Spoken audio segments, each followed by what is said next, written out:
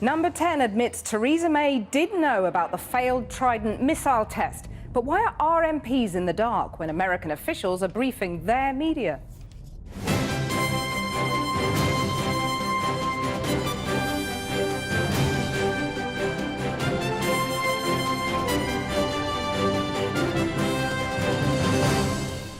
Good evening. The last 4 successful missile launches were publicised in press releases and videos. But last year's, which malfunctioned, remains something of a mystery, to British MPs at least. The Prime Minister did know things hadn't gone according to plan, yet she decided not to tell MPs before a crunch Commons vote to replace the £40 billion Trident system last year. As US officials briefed CNN that the missile self-destructed off the coast of Florida, MPs here are demanding they're told what exactly went wrong and why they're the last to know.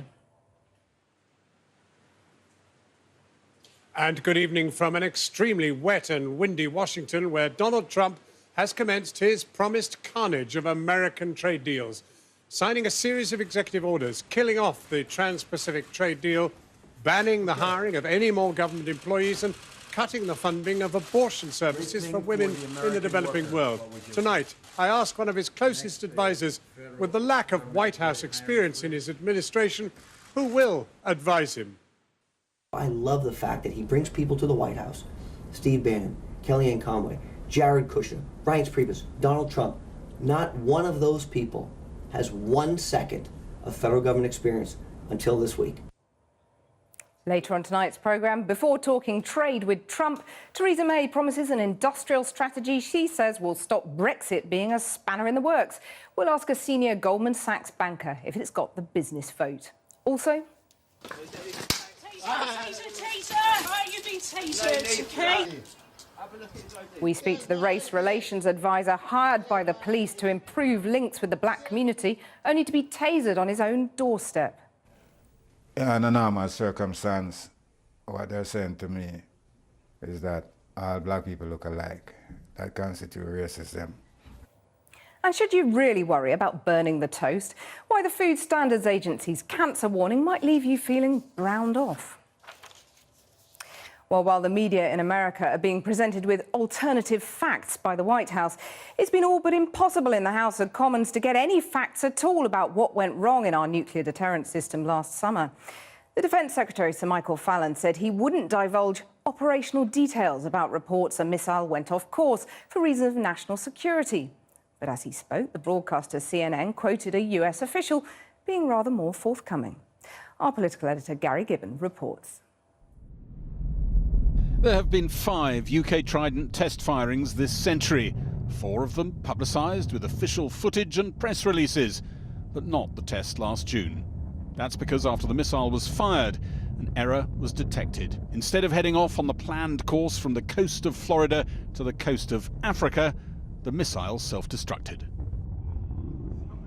Theresa May was at a cabinet meeting in Warrington this morning. Yesterday, she repeatedly ducked questions about when she knew about the failed Trident test. Today, she admitted she was briefed on the test, but wasn't saying what she'd been told. Why won't you just admit whether you knew or not?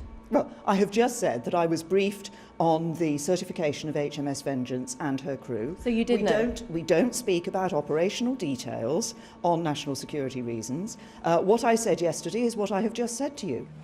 Theresa May argued for the renewal of Britain's fleet of submarines that carry Trident missiles in her first speech in the Commons as Prime Minister, not long after the accident in the Atlantic. Secretary of State for Defence will make a statement. In the Commons today, the Defence Secretary said the Prime Minister had known at the time what had gone wrong off the coast of Florida. The previous Prime Minister and this Prime Minister were of course informed about the maintenance of the nuclear deterrent and the outcome of the test and the successful return of HMS Vengeance to the operational cycle. The Defence Secretary said the test was a success because it was assessing whether the submarine refit and the new crew were functioning, not whether the actual missile was up to scratch. Despite the Secretary of State's refusal to clarify, it is commonly understood that the missile went the wrong way. Now, I'm no expert, but that strikes me as a major flaw, and friendly fire with a nuclear weapon is not exactly what the Secretary of State might be looking for. Can the Secretary of State at least tell us whether the new Trident missiles will have better guidance systems? Secretary of State. I'm not able to confirm the speculation in which the Honourable Lady is indulging about the route of the missile that was fired. If things go wrong, the last thing you do is give succour to the enemy by telling them that is the case. Tory MPs lined up to insist secrecy over a national security matter was essential. Opponents accused the government of a cover-up. Halfway through the statement, CNN reported that a US defence official was happily confirming the missile failure that the government here was refusing to talk about. It has become apparent throughout this debate that there are US officials who are now briefing more detail than's been given by the Secretary of State today. Sir Michael Fallon said he might consider talking to the Defence Select Committee in private about what happened off the coast of Florida, but they shouldn't expect him to add to their sum of knowledge. So as MPs protest they're being left in the dark about Trident, what went wrong and can we still rely on our nuclear deterrent? Our science editor Tom Clark reports. Missile away. We know Trident can work. The Royal Navy has conducted 4 successful tests in 15 years. The US 160 since the weapon was developed in the late 80s. But how often does it go wrong, and why? 1, 0, missile away. In the early days, there was a run of failures. This 1989 test, the 4th dud out of 20. Things spiralling out of control before commanders activated the self-destruct mechanism. Judging the reliability of the submarine deterrent is a problem for MPs, as not all malfunctions are reported in the interests of national security. Today, US officials confirmed the Royal Navy Trident test of June last year failed after onboard software detected a problem. It sent the missile away from its intended target in the North Atlantic and automatically self-destructed over the sea. Based on the information we have at the moment, it's reasonable to assume these missiles will continue to be reliable, but much depends on whether the Ministry of Defence has successfully identified what went wrong in this particular test and is taking remedial action in relation to that problem. And of course, without knowing what the problem was, we don't know whether that's the case. The system is highly complex. At 60 tons, a Trident missile needs a jet of superheated steam to blow it out of a submerged submarine. Then it essentially becomes a space rocket. A first stage takes the missile out of the atmosphere. A second, then a third rocket motor carries the space-based platform carrying the warheads over its target. It's from here that 8 to 12 individual Trident warheads head to Earth. Each one is then programmed to detonate over its target with 5 times more power than the bomb dropped on Nagasaki. Parliament's £40 billion Trident decision was about replacing the Vanguard subs that carry the weapon. But from what we now know, it was the American-made missile that failed last year. Despite maintenance, the missiles and their warheads are ageing. Only rigorous testing at £17 million a shot can prove the deterrent works first time, which is the only time you'd need it.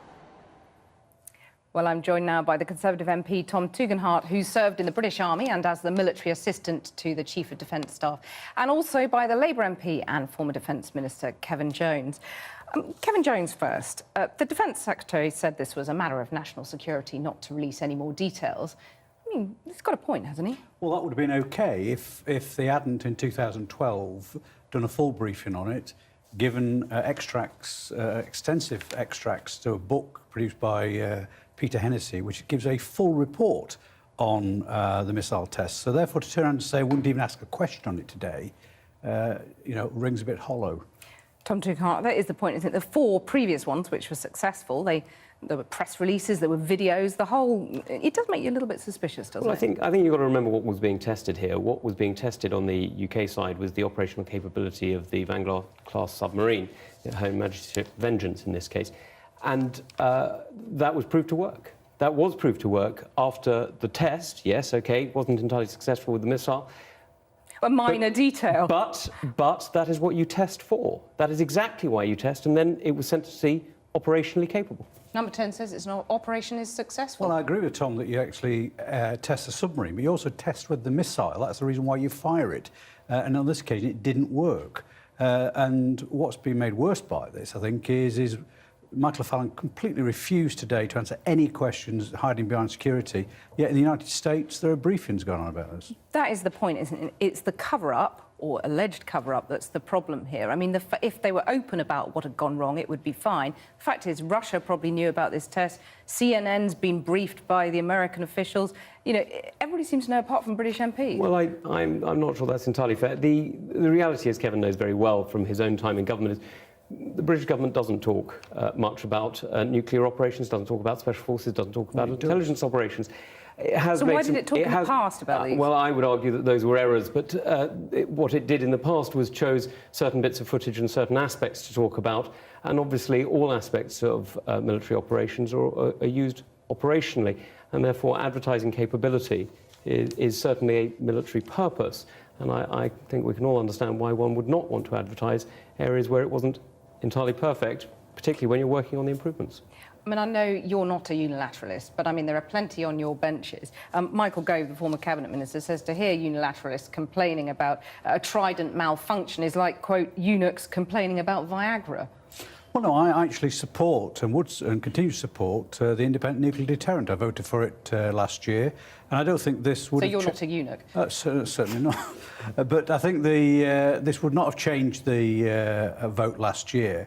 But what it does do, I think it just. You adds, accept that? I don't think it would. But what it adds to is this idea of secrecy. And I think the problem is anything that detracts from the real reason why we need this, and the important reasons why it is important for our defence, I think have done damage today.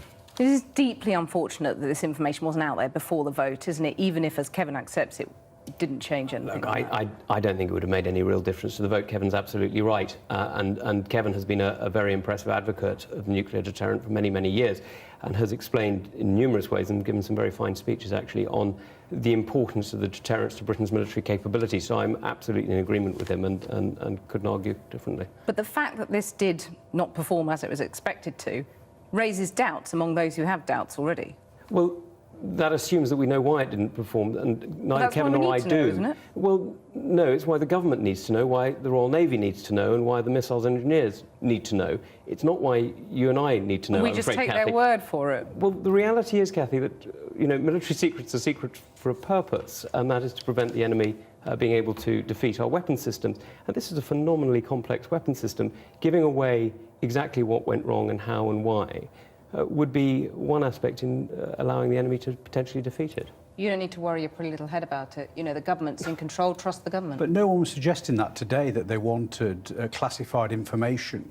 What they wanted was just some indication that what had gone wrong was actually, one, recognised, first of all, and secondly, that things would be put right to make sure that this future tests would be successful. But just to hide behind and say, I'm not going to comment whatsoever, even though in the past they've put information out in the public domain around these nuclear tests, is just nonsense. Isn't this part of a broader culture of secrecy around Number 10? Theresa May's not very good at being transparent.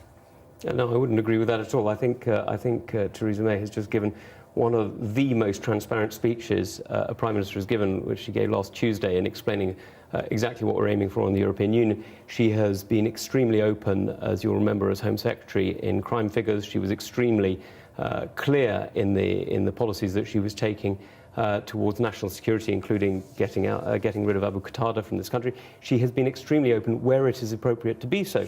What we're now talking about, and Kevin knows this very well, is a very, very technical operation that where you advertise the small elements is where you give away the detail. Kevin Jones, Tom Tinghart, thank you very much for joining me. Well, let's go to Jon Snow now, who's in Washington for the latest on Donald Trump's presidency. John. Well, Kathy, welcome to a soaking wet Washington, where Donald Trump has been issuing executive orders on his first full day in the White House.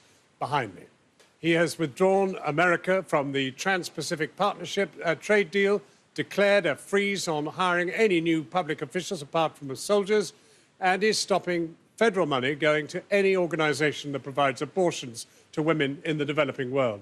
In his first meeting of the day with the leaders of big business, he repeated his threat to tax companies that move jobs overseas. But of building that wall, which he said he would start on day one, nothing. Our Washington correspondent Kylie Morris has this. This is really our first official meeting. Donald Trump is getting down to business. Good morning, Mr. President. On the first working day of his new presidency, he met with the captains of industry in the Roosevelt Room. No cabinet meeting. He doesn't have enough appointees confirmed yet. But Lockheed Martin and Whirlpool were there. We want to start making our products again. We don't want to bring them in, we want to make them here. The president felt in his element, shielded from the messier aspects of democracy after a torrid weekend. We think we can cut regulations by 75%, maybe more. The good news for corporate America: less tax, less regulation.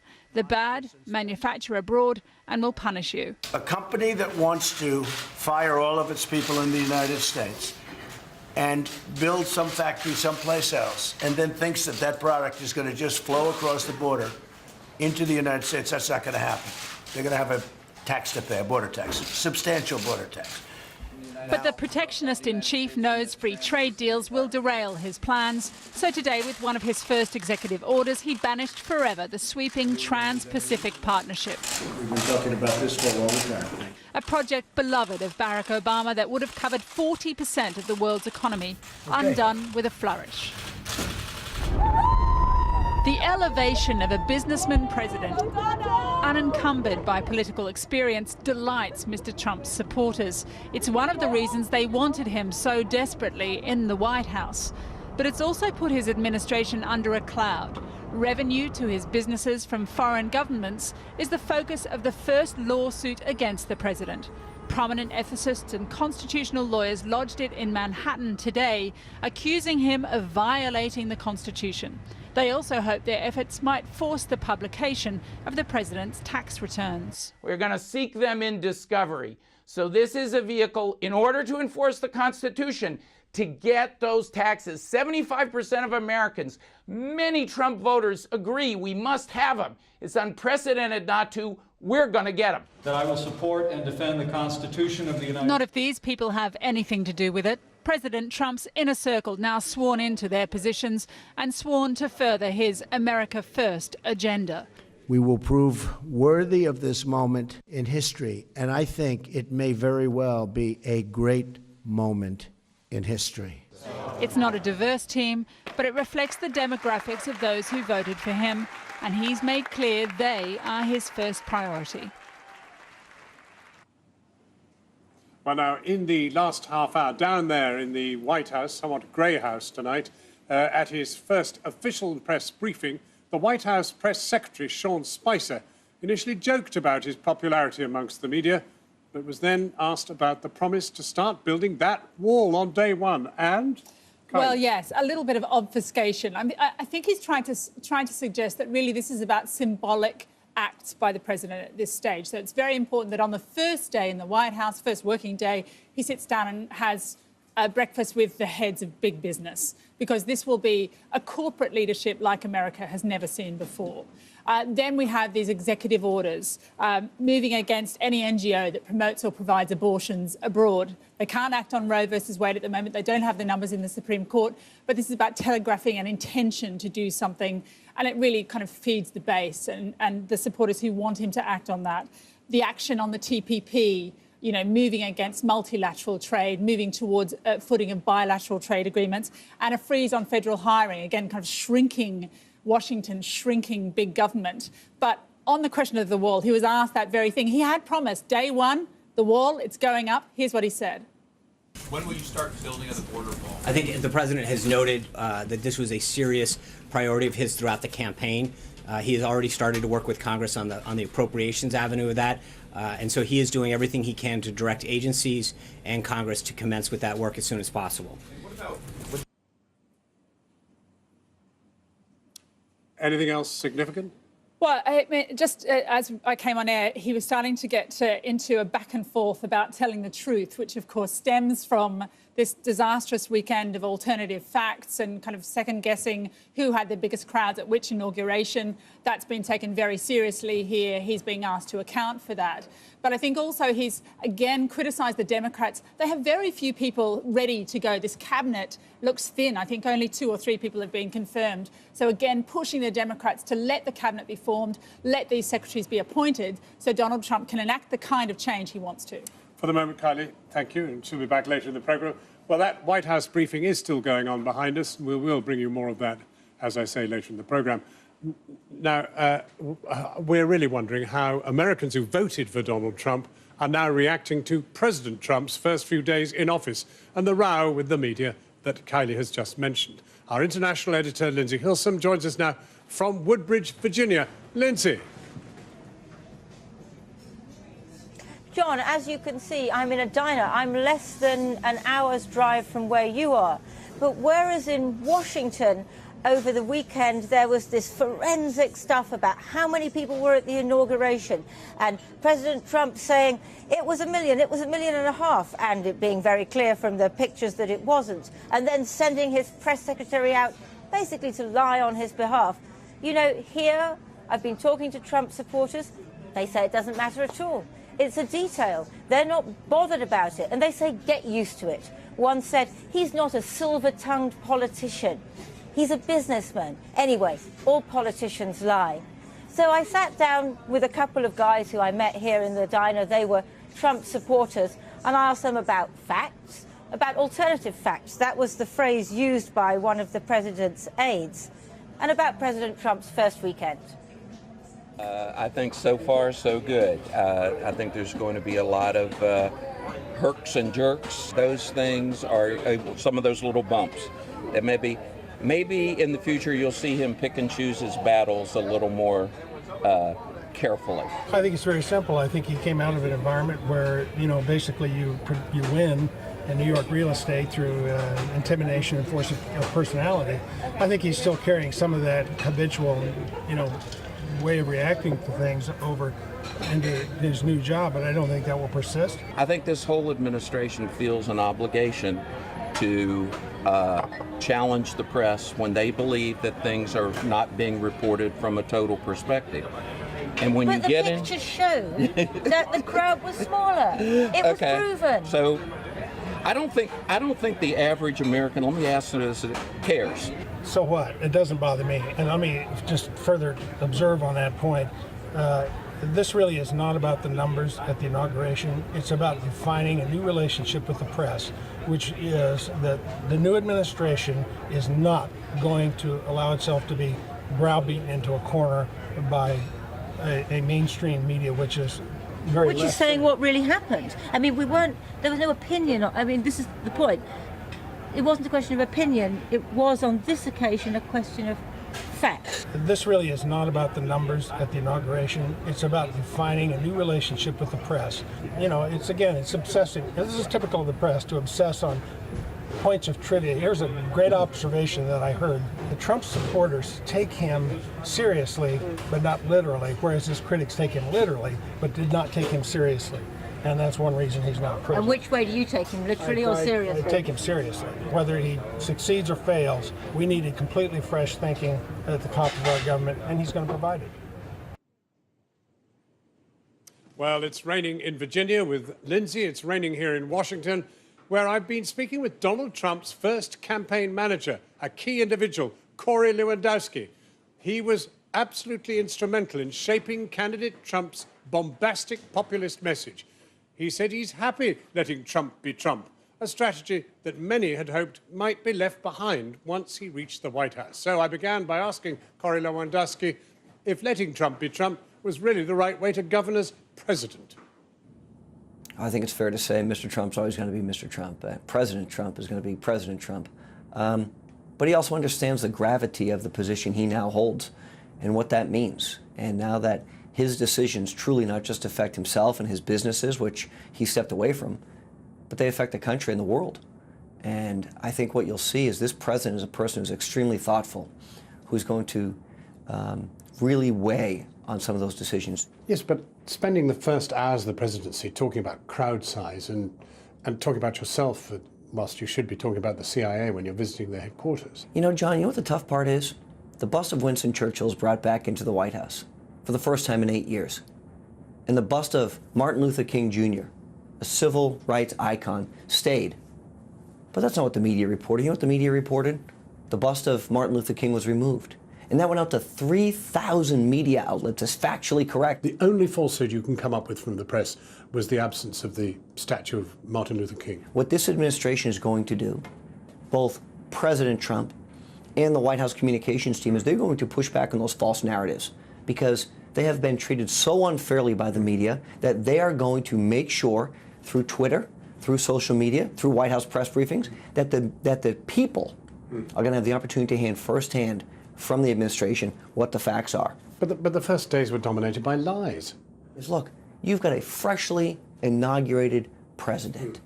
On the first 8 hours, the press is already out reporting falsehoods about the administration. How does he think he's going to be able to get his agenda accomplished? The only falsehood you've been able to point to is the Martin Luther King. That was the first 8 hours. Statue, but everything else was right, and the White House was wrong. The first 8 hours, the media's already out perpetuating a false narrative.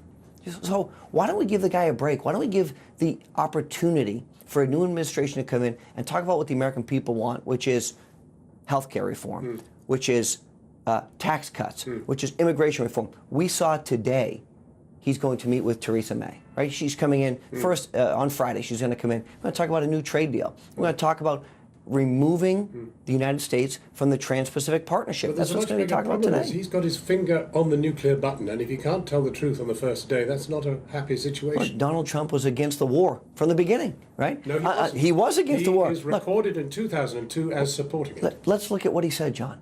Yeah, maybe, okay, I think so. Is that really a strong notion of support? Well, why is he so reluctant to release his tax returns? Why would he do it? Every president in recent memory has issued their tax returns. What does that matter? Precedent is upside down. Every president in recent memory have done other things that Donald Trump isn't going to do. And one of his problems is that his advisors have no experience of the White House. It's the greatest thing. John, this is the greatest thing. You've got the top 5 people. That means that he's capable of getting things terribly wrong. Or terribly right, depending on how you look at it. Well, you know why? Because that means you want to come to and look at the lens of, here's how Washington's always done it, okay? Those days are over. We're not going to talk to a foreign leader, even though they're a duly elected foreign leader, because the State Department says that Theresa May has to be the second call on the call list and not the 9th call, or that you can't talk to whatever it is. Those days are over. Whatever the protocols were before, because that was the polite way of doing things, it doesn't work anymore. So I love the fact that he brings people to the White House. Steve Bannon, Kellyanne Conway, Jared Kushner, Reince Priebus, Donald Trump. Not one of those people has 1 second of federal government experience until this week. That's a great thing for the American people, because I think it's very hard to say, if you look back at multiple administrations, Republicans and Democrats alike, they've lied to the American people for 30 years. What you heard from him the first few days was walling around with the press when he should have been getting on with the presidency. And you know what he's going to do today? He's going to meet with world leaders, business leaders, labor leaders, and say, how do we come together, right? When Donald Trump is with a small group, he's so magnanimous and he's so gracious. And you've seen that with Kanye West or Jim Brown or Steve Harvey or any of these individuals he's brought in. What his focus is very simple. He's going to grow jobs in our country. No misgivings at all about the man you've brought to Washington? I know him so well. I know him so well. And I am fully confident that when he makes decisions, he's going to do it with the best information possible. Corey Lewandowski, a confidant of Mr. Trump's, talking to me earlier. Now, that news conference is still going on down there at the White House, and the press secretary has just talked about the Theresa May visit, emphasized it will indeed be on trade. Pressed as to whether there will be a news conference starring both of them, he said it's not yet been decided, but everybody here is gagging to see what the chemistry looks like, if there is one. Now, back to you in London. Kathy. Thanks, John. Well, before that visit, Theresa May has launched the government's new industrial strategy, holding her first cabinet meeting outside Westminster. There are promises of more money for the Northern Powerhouse and the science and technology sectors, all part of a long-standing, some might say, existential effort to boost Britain's productivity and competitiveness. Our business editor, Siobhan Kennedy, reports. It's being hailed as the new blueprint for Britain, a strategy the government claims will grease the wheels of industry and boost the country's competitiveness in a Brexit age. With growth set to slow, Britain certainly needs a plan, but will Theresa May's words add up to meaningful action? And I think it's absolutely right that we're launching this strategy here in the Northwest. The Prime Minister held her first Cabinet away day in a science and innovation centre near Warrington today, especially chosen to hammer home the message that growth needs to come from outside London for her plan to work. We need to ensure that our economy is working for everyone. It's working in every part of the country. And this is about saying, how can we create that environment? How can we build on the strengths we already have in different parts of the UK and in different sectors? Meanwhile, the man who wrote the strategy, the Business Secretary Greg Clark, received a rather exuberant welcome from academics at a high-tech car lab in Warwick. They're developing battery-operated vehicles here, the kind of new industry he wants to foster, and others like it across Britain by investing in skills, infrastructure and regional hubs. In an uncertain post-Brexit world, it's no surprise Theresa May's government, like previous administrations before it, is turning to industry to try and give the British economy a boost. And today's strategy paper is full of the same buzzwords: skills, connectivity, productivity, diversifying the economy outside London, nurturing startups. It's one thing, though, to have a well-intentioned plan, but another to put the money behind it and make it actually happen. There was no new investment announced today. Rather, most funds will come from a £4.7 billion research and development pot unveiled in November. More than £500 million has been earmarked for the so-called Northern Powerhouse. And there's £170 million to fund science, technology, engineering and innovation. So what did one former business secretary make of today's announcement? We have had initiatives like this going back many decades. They come and go. What we really need, though, is continuity. We need to build on and scale up what has already been started, rather than stop, go, start again, clearing initiatives away and then sort of reinventing the wheel. That gets us nowhere. With one part of her industrial strategy underway, Theresa May will now focus on the next biggie, this week's meeting with President Trump and her hope to hammer out the bones of a bilateral trade deal. But it won't be easy.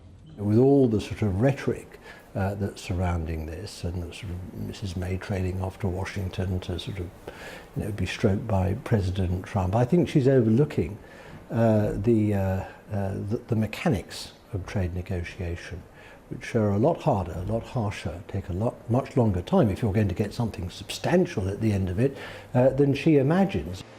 And that's the point. Theresa May knows it's no good fixing your own industrial strategy if the trade deals are all stacked against you. Well, I'm joined now by Sheila Patel, the Chief Executive of Goldman Sachs Asset Management, who has particular focus on the Asia-Pacific region. Their analysts have said President Trump's trade policies could hit North Asia hardest, though a number of current and former Goldman Sachs bankers are, of course, joining President Trump's administration. Sheila Patel, let's talk about the industrial strategy first. Is there a danger that there's a lot of warm words here, but it'll all be undercut by the realities of Brexit and other challenges like productivity? Look, I think there's no question that there's a lot of concern that there will be an undercutting of where we've gotten to with the globalization policy of many decades, with the rise of populism and with the rise of potentially damaging trade disagreements. That said, I think you see some constructive statements, both from the U.S. administration and from Theresa May, and there is a hopefulness that they can come to some accord. Well, I'm just picking up on what you're saying there about constructive statements from the US. There's also contradictory statements, aren't there? Because, I mean, while President Trump says he wants to do a big trade deal with Theresa May, he also says America first. How do you square those two statements? Well, I think there is some reality to saying for each country as they enter into trade negotiations, some amount of their focus is for their country first, right? That said, I think both of these politicians have an interest in coming to some place of success just to demonstrate that they are making progress and that they do have trade in mind in a constructive way. You could say that for each country, it's actually very relevant to make sure not only are they having industrial success domestically, but that they are exporting and that they do achieve trade deals that are beneficial to their own countries as well as constructive. So do you think, your hunch, I mean, it's early days, do you think that Donald Trump could be good for Britain economically or not? There's potential he could be good, and I think it's certainly symbolic to see who he's meeting with first and who he's welcoming to the White House. I think also you could see some of the actions he's taken today in terms of stepping back from TPP and say there has to be a yin for that yang, right? And if you step away from a deal in Asia, certainly there is an opportunity to try to find a trade partner with whom you do have more accord. Well, what is the impact on the rest of the world? Because certainly your analysts have been quite wary about the impact of, for example, a China-US trade war.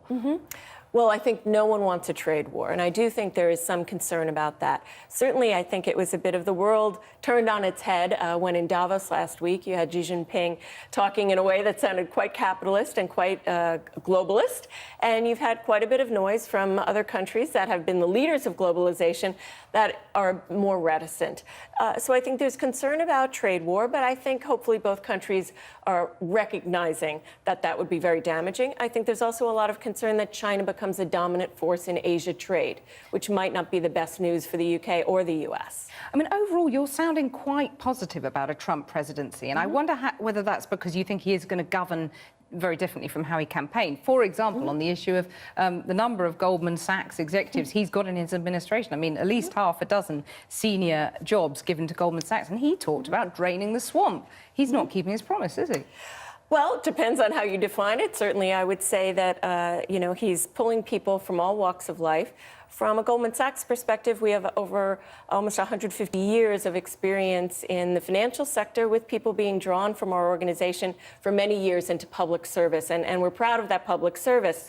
So you don't think you're the swamp? Hopefully not. I certainly think that the element that the population that voted for Trump was identifying was the career politician side. And there's a real hope, as you saw in the segment that you just aired, that the business pragmatic side may take effect, starting with Donald Trump himself and his experience in business. At the end of the day, you're dealing with somebody who is actually used to negotiating deals. And maybe that comes out differently in a more business-like, business-experienced way than it does from the political landscape that people are used to and the deals that are usually hashed out in a more quiet way politically. But certainly, I would say it's early days to decide too much about where things are actually headed, and we must take a pragmatic view. Sheila Patel, thank you very much for joining us. Now, the man tasered by police in a case of mistaken identity has told Channel 4 News the officers involved should be put on trial and sacked. Judah Adunbi, who was working for a decade as a race relations advisor to the police, was tasered outside his house in Bristol, mistaken for a wanted man. The case is now being investigated by the Independent Police Complaints Commission. He's spoken to our senior Home Affairs correspondent, Simon Israel, in his first television interview. I'm not telling my name. I am not telling my name. I've done no wrong. So you can't know my name. We might have no choice then but to arrest you. This was the confrontation that made national headlines last week. 63-year-old Judah Adunbi threatened with arrest outside his own home by two police officers who mistook him for a wanted man. You're not telling me. I've asked you to remain calm.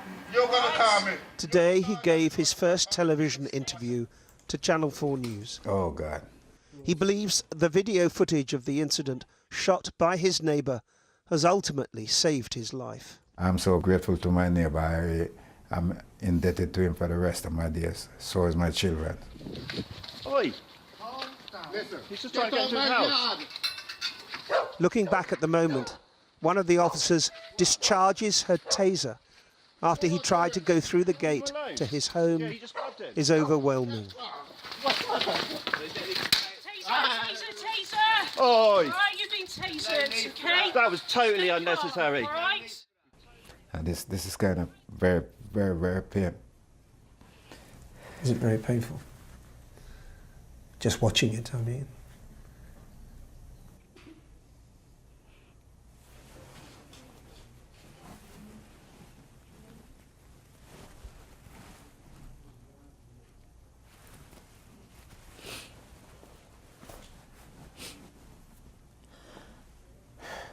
He says he's had a private apology from Avon and Somerset police, but it's not enough.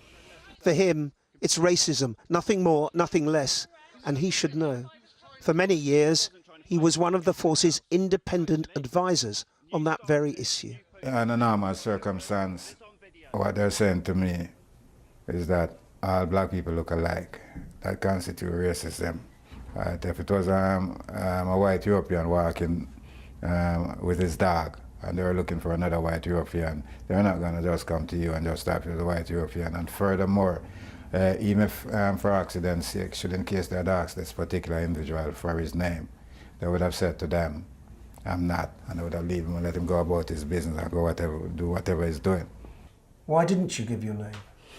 Fortunately for me, I've been working in this field for a number of years, and I do know that a policeman cannot demand my name, for that matter, threaten to arrest me, just because I refuse to give them my name.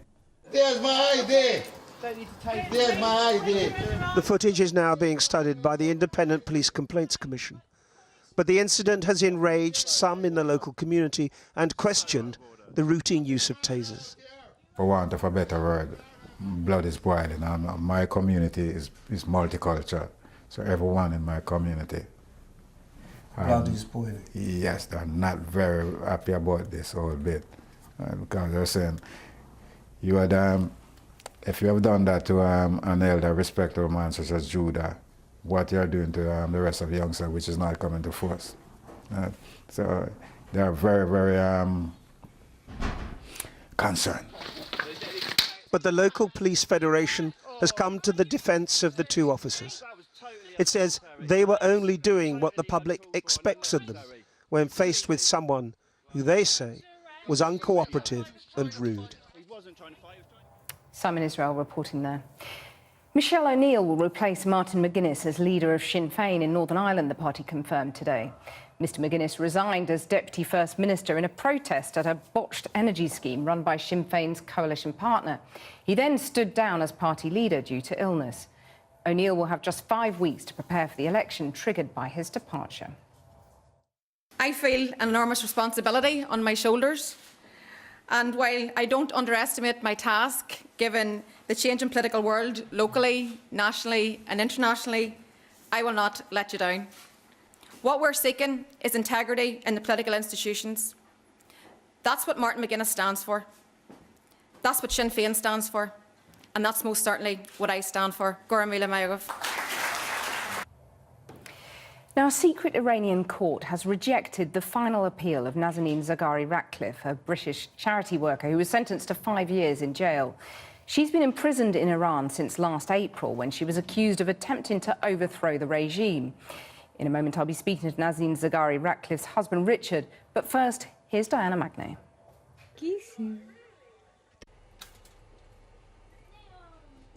Is it your intention? Well, we seem to have a problem with the report there. Let's see if we can run it now. We'll come back to that report when we have it. But let me just update you on some of the news from Washington at the moment. And the White House press secretary, Sean Spicer, is saying that the Trump administration's intention is never to lie to you, the press. So we'll come back to that story at the end of the programme. But let's now try and run that story from Iran. The magic of motherhood, the most normal thing in the world, until it's taken away. This video of British Iranian national Nazanin Zaghari Ratcliffe was shot in the UK just over 2 years ago, before Iran's Revolutionary Guard split mother from daughter, husband from wife. Nazanin has spent the last 9 months in an Iranian jail. She was detained at Tehran airport after visiting her parents in Iran, sentenced to a 5-year term on unspecified charges that she threatened national security. Over the weekend, she lost a final appeal to have that sentence overturned. Gabriella is now 2.5. The Iranian authorities have stripped her of her British passport, and she's being looked after by her grandparents in Tehran. The occasional trip to Evin jail to visit her mother, all that Nazanin says she lives for.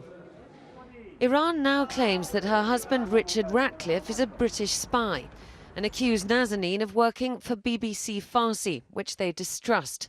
And the BBC denies, saying instead that she worked briefly for their charitable arm, BBC Media Action. Ratcliffe believes his wife is a bargaining chip, that her fate is tied to a deal struck in the 1970s between Britain and the Shah of Iran for British-made Chieftain tanks.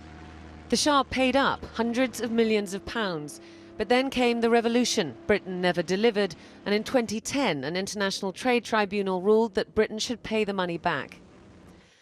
Britain says it will, but European sanctions on Iran mean it can't for now. The UK government does not dispute the outcome of court hearings, officials say, but that the current EU sanctions against the Iranian Ministry of Defence remain in force. Equally murky, though, the circumstances around the release last January of 4 US-Iranian dual nationals and, couched as part of the Iran nuclear deal, a $400 million cash payment to Iran by the US government after they were released. Nazanin isn't the only British Iranian held in Evin jail. 77-year-old Kamal Foroughi has been imprisoned for more than 5 years on espionage charges. Because Iran doesn't recognise dual citizenship, British officials are denied consular access. Well, Richard Ratcliffe joins me now. How have you and your wife taken this latest setback? Well, so obviously it was tough to hear. I mean, obviously, before she was sentenced to 5 years, there was always the possibility that the appeal would fail. And the fact the more the days that passed where we didn't have a verdict, the more uncertain we got. But last week, Tobias Ellwood, who's the Minister for the Middle East, went to Iran to meet with Nazanin's family and to meet with the Foreign Ministry. So there was a hope that something better would come. So yeah, it was not good news when on Sunday a verdict came. And how are you coping with the fact that you haven't seen your daughter for 10 months? Yeah, it's a long time. And obviously she was a little toddler at the time, and she's a much bigger girl now. She's learnt Farsi, and there's a different emotional stages at the time when she sort of get quite different, lost touch with her, and yeah, sort of online parenting, as it were. As she's got bigger, she's got more curious about her English roots. She likes to look at her bedroom and see her toys and so on. So there's, as she's got bigger, it's got different. But yeah, sooner to get to see her, the better. What kind of toll is that taking on you, though? Well, it's obviously, hard in it's a complete sort of total event in all sorts of different ways, and most of the focus has been what Nazanin has been through and the ordeal there. Certainly in terms of the battling and the campaigning and the different phases, and we have our ups and we have our downs, and as we stand now, we're not sure where the next stage will go. It requires more energy to keep going. And now, Iran sort of thrown the book at you both, haven't they? How did they come to the conclusion that you and she were spies? Well, as I understand, for me, which is, it's the first time I've heard that allegation, that comes because in the appeal there was 500 pages of evidence about all the media campaign that had been done on her behalf, and that made 2 points. One, that obviously she's an important person, and second, look, her husband must have great access to the media, therefore he must be a government spy. So it's a wonderful circular argument. So do you think some of the media coverage that you managed to secure was actually counterproductive, potentially? Honestly, no.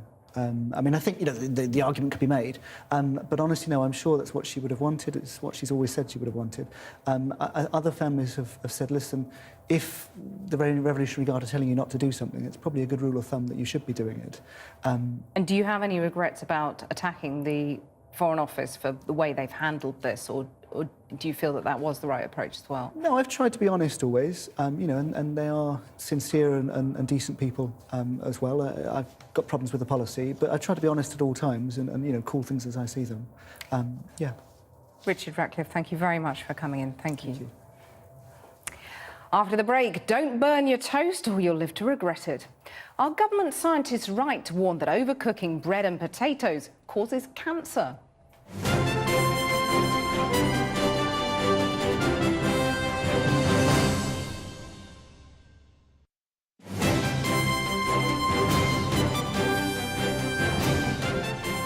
Welcome back. Now, don't burn your toast or eat your chips and potatoes too crispy or brown. That's the message from the government scientists who say they're trying to get us to take in less acrylamide, a chemical produced when high-starch food is cooked for too long. The Food Standards Agency says it's toxic and could cause cancer. So will people change the way they eat? And do they need to? Jane Deeth reports. Could I just have the brown bread toasted? Toasted, yeah? Okay, sweetheart. Thank you. Tea and toast. It's the stuff of life. It's funny, my nan used to turn around and say burnt toast used to be good for you. Do you know what I mean? But the Food Standards Agency says acrylamide, the chemical produced when starchy food is grilled, roasted or fried for too long, causes cancer in mice. It's not been shown it does the same in humans, but government experts think we should play safe. Because this chemical changes your DNA, it affects your genes, we are very, very cautious about that because it might only take a single molecule to do that. And that's why we think we're being careful and precautionary, but we're being proportionate. The golden rules are, when toasting, roasting and so on, aim for a golden yellow colour or lighter. Don't keep potatoes and parsnips in the fridge. It increases acrylamide levels. And follow instructions carefully so you're not cooking starchy foods too long or at too high a temperature. At this cafe, they felt life minus the crispy bits would be a pale imitation. You only live once, so I guess you've got to just enjoy what you want to eat, I guess. Otherwise you're compromising and I'm just eating something I don't really want to eat. Not crispy. I like it crispy. You like that crunch. Well, roast potatoes, they've got to be brown. They've got not over brown, but they've got to be crispy, they're not crispy if they're only golden.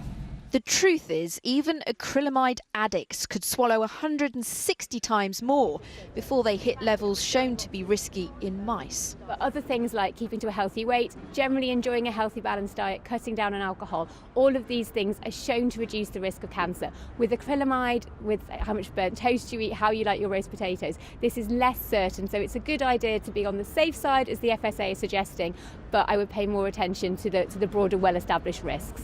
And some feel the Food Standards Agency has overcooked its message. The experts admit they can't say what the level of risk is. So it could be all that this has done is made the worried well more neurotic and created a resistance movement among those tired of constant food scares. They have little appetite for more dietary advice. Half the population, if they're the same as me, just get on with life. They'll eat it how they like it. Until the cancer risk is proven, it could be hard to tear people from their burned toast. There you go, babe. Done, sealed, delivered. Welcome back to Washington, where the last few minutes the White House news conference has been going on. Press Secretary Sean Spicer has said he hopes the visit by the Prime Minister will lead to an even closer relationship with the United Kingdom. Kylie Morris joins us again now, 3 days in, about what we all expected. Well, I think for Donald Trump supporters, it is exactly as they would have hoped, indeed. I mean, we've seen him stage a very kind of dark, dystopian inaugural speech. The inauguration itself has gone smoothly.